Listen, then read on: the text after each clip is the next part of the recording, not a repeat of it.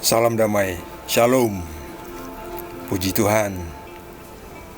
Kita teruskan dengan Kitab Roma, Surat Rasul Paulus kepada umat di Roma, bab 9 dengan judul perikop pilihan atas Israel. Aku mengatakan kebenaran dalam Kristus. Aku tidak berdusta. Suara hatiku turut bersaksi dalam Roh Kudus bahwa aku sangat berduka cita dan selalu bersedih hati. Bahkan aku mau terkutuk dan terpisah dari Kristus demi saudara-saudaraku, kaum sebangsaku secara jasmani. Sebab mereka adalah orang Israel, mereka telah diangkat menjadi anak, dan mereka telah menerima kemuliaan dan perjanjian-perjanjian dan hukum Taurat dan ibadah dan janji-janji.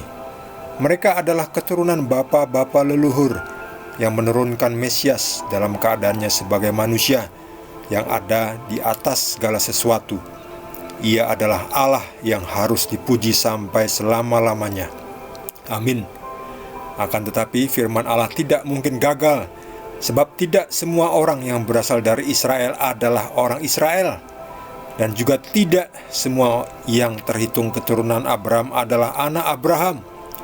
Tetapi yang berasal dari Ishak yang akan disebut keturunanmu.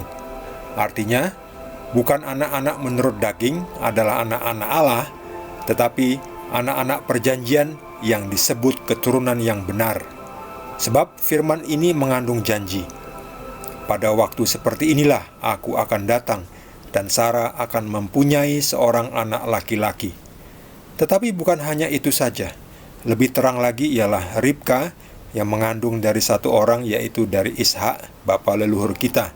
Sebab waktu anak-anak itu belum dilahirkan dan belum melakukan yang baik atau yang jahat, supaya rencana Allah tentang pemilihannya diteguhkan, bukan berdasarkan perbuatan tetapi berdasarkan panggilannya.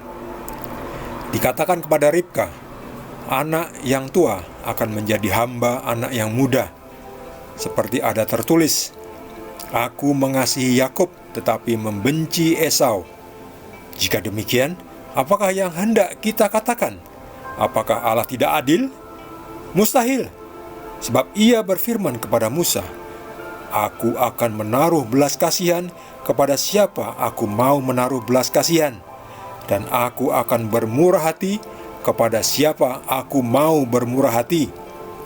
Jadi, hal itu tidak tergantung pada kehendak orang atau usaha orang, tetapi kepada kemurahan hati Allah. Sebab kitab suci berkata kepada Firaun, itulah sebabnya aku membangkitkan engkau, yaitu supaya aku memperlihatkan kuasaku di dalam engkau, dan supaya namaku dimasyurkan di seluruh bumi. Jadi ia menaruh belas kasihan kepada siapa yang dikehendakinya, dan ia menegarkan hati siapa yang dikehendakinya. Sekarang kamu akan berkata kepadaku, jika demikian apalagi yang masih disalahkannya? Sebab siapa yang menentang kehendaknya? Siapakah kamu, hai manusia? Maka kamu membantah Allah. Dapatkah yang dibentuk berkata kepada yang membentuknya, mengapakah engkau membentuk aku demikian?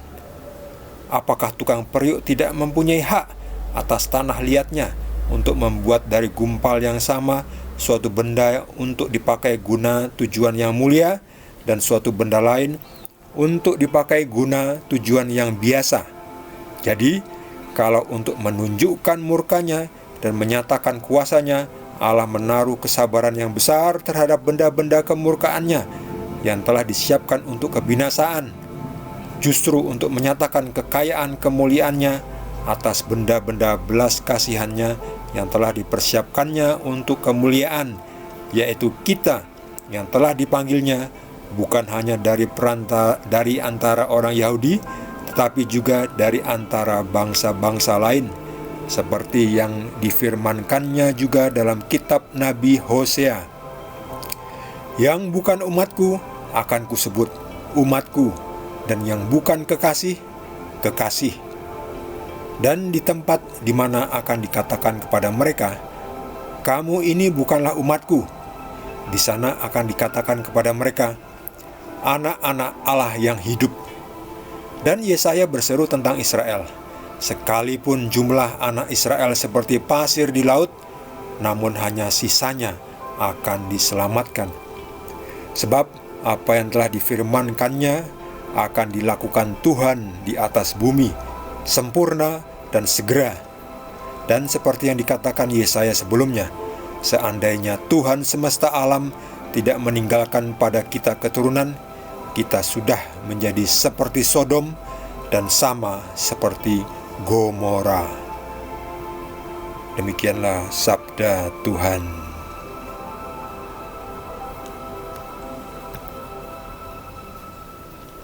Perikop ini juga butuh konsentrasi, butuh mikir sedikit ya, sebab agak filosofis. Jadi harus dibaca pelan-pelan lagi ya, supaya bisa paham, bisa ngerti. Di sini Paulus ya. Di sini Paulus menceritakan, menerangkan tentang Israel. Israel itu mempunyai pilihan, mau mendapat berkat atau mau mendapat kutuk. Dan siapa tuh Israel? Yang dikatakan bahwa sebagai bangsa terpilih, bangsa pilihan Tuhan. Israel itu adalah Yakub ya. Jadi Yakub itu anaknya Ishak. Ishak itu anaknya Abraham. Nah, yang dikatakan sebagai bangsa pilihan itu adalah yang bukan bersifat biologis, tetapi bersifat rohani. Jadi Israel untuk bisa menjadi bangsa pilihan harus lahir dalam roh juga, dipimpin oleh roh. Sebab kalau hanya hidup dalam daging itu kehilangan haknya. Sebab mereka tidak hidup dalam keinginan Tuhan. Sebaliknya mereka hidup dalam keinginan daging mereka sendiri. Yaitu makanya banyak orang Israel yang juga tidak diselamatkan ini seperti ini ya. Ini dia ini. Seperti Nabi Yesaya pernah berseru tentang Israel, sekalipun jumlah anak Israel seperti pasir di laut, namun hanya sisanya akan diselamatkan. Sebagian lagi musnah. Karena apa? Karena mereka meninggalkan Tuhan yang sudah menyelamatkan mereka melewati Laut Merah, melewati berbagai kesukaran di padang gurun, yang sudah membebaskan mereka dari penjajahan orang Mesir di Mesir. Tetapi banyak juga orang Israel waktu itu yang masih menyembah berhala, membuat patung lembu emas lalu disembah-sembah. Sementara Musa capek-capek menunggu sabda Tuhan, 10 perintah Tuhan di atas gunung Sinai, lama sekali sampai berhari-hari itu ya. Sementara orang-orang Israel di bawah kaki gunung itu mereka berfoya-foya, bersenang-senang ya, pesta pora, bermabuk-mabukan, membuat lembu emas untuk disembah-sembah ya. Jadi mereka nggak setia. Akhirnya mereka tidak bisa diselamatkan ya.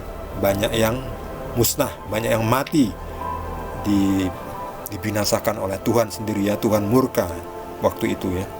Ya ini yang dimaksudkan seperti itu ya. Dan setelah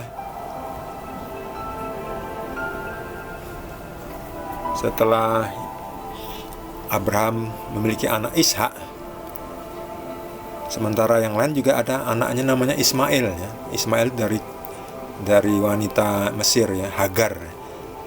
Nah, itu bukan disebutkan sebagai keturunan ya. Yang disebutkan sebagai keturunannya Abraham itu yang berasal dari Ishak ya. Jadi dikatakan ya itu ya, bukan anak-anak menurut daging adalah anak-anak Tuhan, tetapi anak-anak perjanjian yang disebut keturunan yang benar ya. Jadi yang disebut anak-anak Tuhan itu bukan yang menurut keturunan daging ya. Anak-anak Tuhan adalah yang sesuai dengan perjanjian Tuhan, sesuai dengan yang sudah ditawarkan oleh Yesus. Itulah yang disebut dengan anak-anak Tuhan. Jadi tidak masalah lagi masalah soal kehidupan duniawi ya. Yang penting sekarang adalah kehidupan surgawi. Bagaimana kita hidup di dalam roh, dilahirkan kembali, dibaptis dan hidup baru, ya. Nggak hidup seperti sebelum-sebelumnya, sebelum mengenal Tuhan. Di sini dikatakan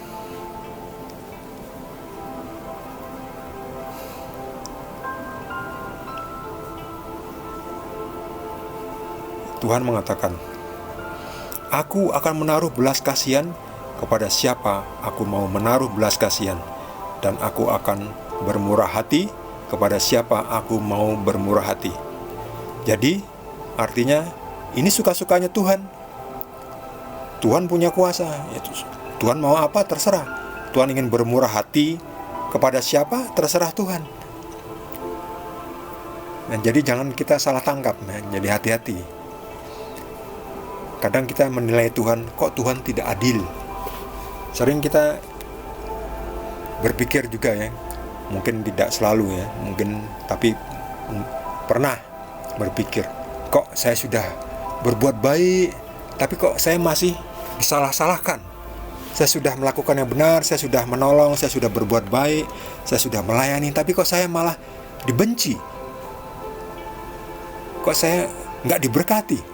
Kok saya banyak mengalami kegagalan, padahal saya sudah berbuat baik.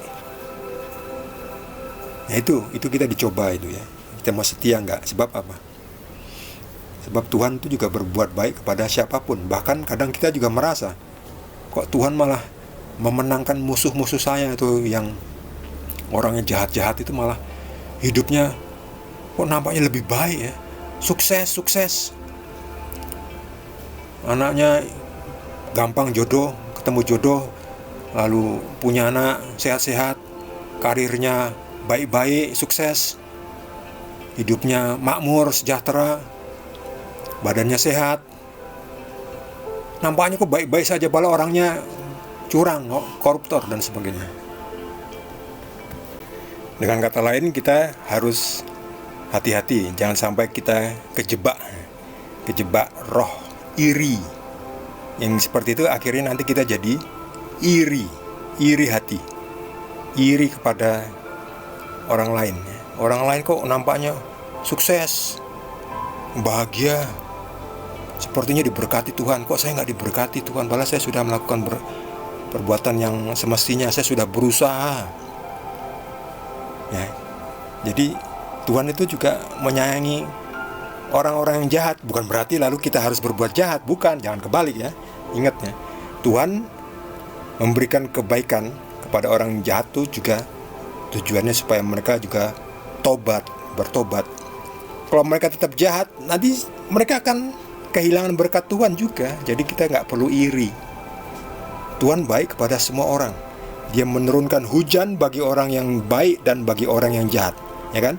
Hujan itu kan turun tidak hanya untuk orang yang baik saja, kan, menyirami tanaman, ya. Hujan kan juga untuk semua, kan, orang yang jahat dan orang yang baik, ya. Matahari bersinar, menerangi. Itu menerangi untuk orang yang baik saja atau juga untuk orang yang jahat? Ya, orang jahat juga, ya. Nah, nanti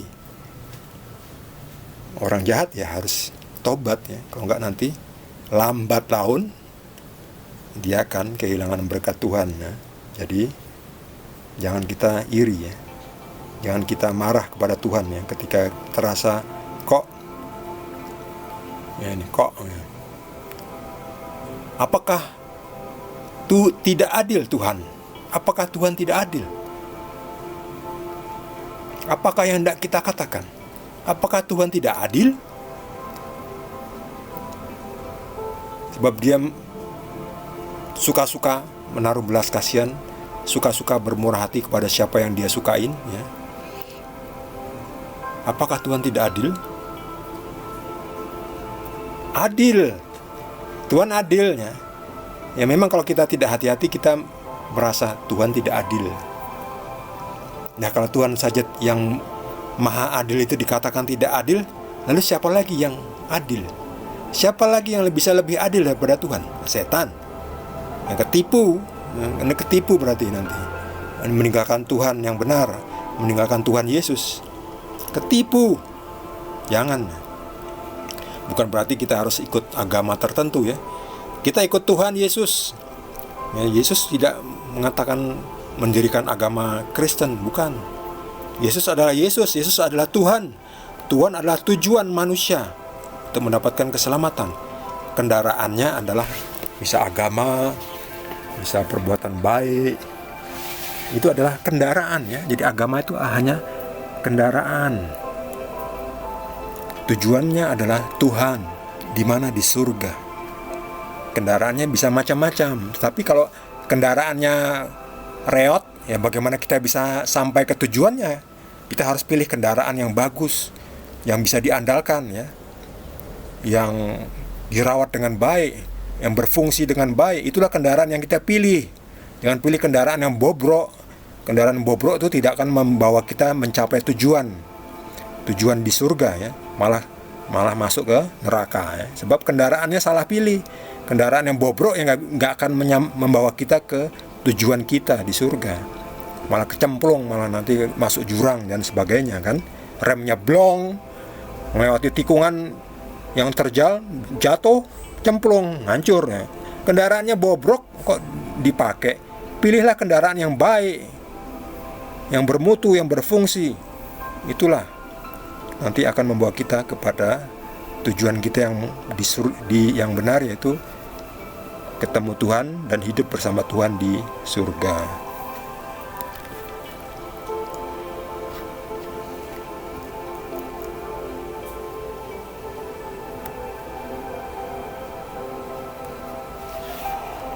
Yang bukan umatku akan kusebut umatku. Ini dia, ini tadinya kan Israel ya, sebagai bangsa pilihan. Tetapi setelah seringkali banyak orang Israel, orang Yahudi itu menolak nabi-nabi yang dikirim oleh Tuhan, menolak utusan-utusannya, dan sampai akhirnya dikirimkannya anaknya sendiri, yaitu Tuhan Yesus. Bahkan Tuhan Yesus juga dibunuhnya, disalibkan. Akhirnya bangsa pilihan itu ditawarkan kepada bangsa-bangsa lain. Akhirnya yang bukan umatku akan kusebut umatku. Ya, kita ini sekarang ini yang di Indonesia yang menerima Tuhan Yesus, kita ini adalah umat Tuhan. Kita ini adalah juga anak-anaknya. Karena kita dibaptis, kita mendapat hak waris. Ya, anak-anak itu diangkat menjadi anak-anak angkat Tuhan. Anak-anak Tuhan kita mendapatkan hak waris ya. Kita nanti juga akan mewarisi ya, kebahagiaan dari Tuhan, mendapat warisan. Sementara yang bukan anak itu hanya mendapat upah, bayaran aja ya, nggak dapat warisan. Orang-orang upahan itu hanya mendapatkan pahala, upah dan sebagainya ya. Sementara anak-anak Tuhan tidak hanya mendapat upah, tidak hanya mendapat pahala, tapi juga warisan ya, dipercaya untuk mengelola kekayaan harta orang tuanya, yaitu Bapa kita di surga.